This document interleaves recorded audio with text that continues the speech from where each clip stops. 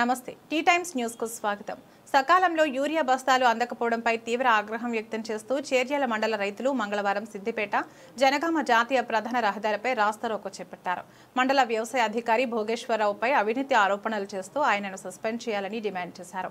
ప్రభుత్వం సకాలంలో యూరియా బస్తాలు అందించడం లేదని రైతులు ఆరోపించారు।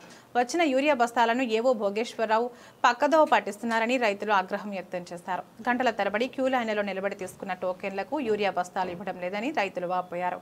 సహాయం కోసం ఏవో భోగేశ్వరరావుకు ఫోన్ చేస్తే దురుసుగా మాట్లాడుతున్నారని రైతులు ఆవేదన వ్యక్తం చేశారు। జాతీయ రహదారిపై గంటపాటు రాస్తారోకో కారణంగా వాహన రాకపోకలు స్తంభించాయి। ప్రభుత్వం వ్యవసాయ అధికారికి వ్యతిరేకంగా నినాదాలతో ధర్నా ప్రాంతం దద్దరిల్లింది।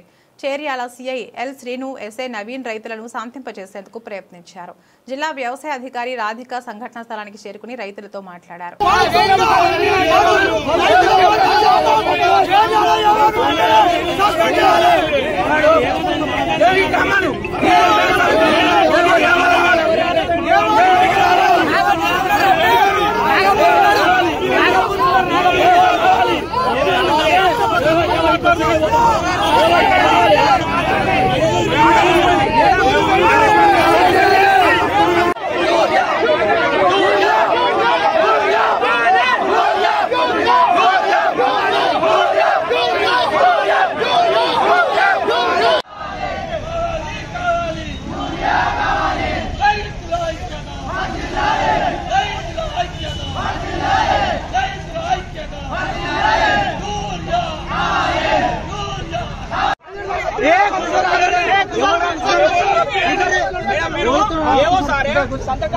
చిట్టీల మీద 100 బస్తాలు పలానా పడ్డేరు షాపులో ఎక్కువ అంటే అడిగి పోతే 40 బస్తాలు ఉంటలేవు। ఆ 40 బస్తాలు ఎక్కడ పోయినాయి అని చెప్పేసి మీ డిపార్ట్మెంట్ ఎంక్వైరీ చేయాలన్నా వద్దా?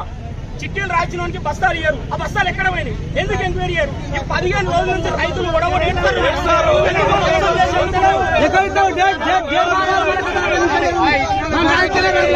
వచ్చిన బస్తాలు ఒక్క రైతుకు ఒకటి జ్ఞానం సర్పంచులకు ఎంపీడీసీలకు ఎక్కువ గిరాకీ చేసేవాళ్ళకు అందరికి ముందుగానే రాసి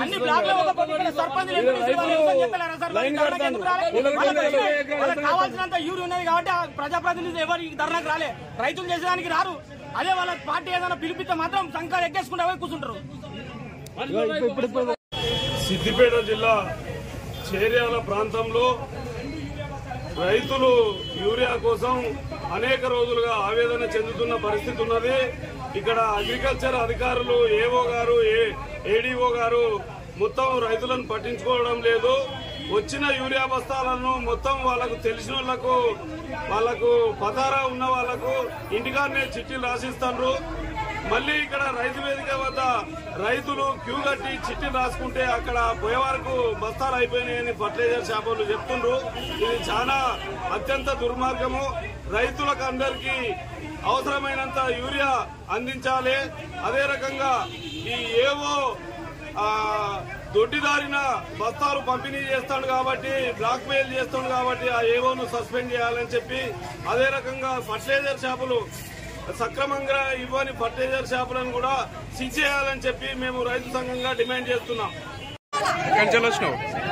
అన్నాడు ఏమైంది ప్రాబ్లం ఏంది?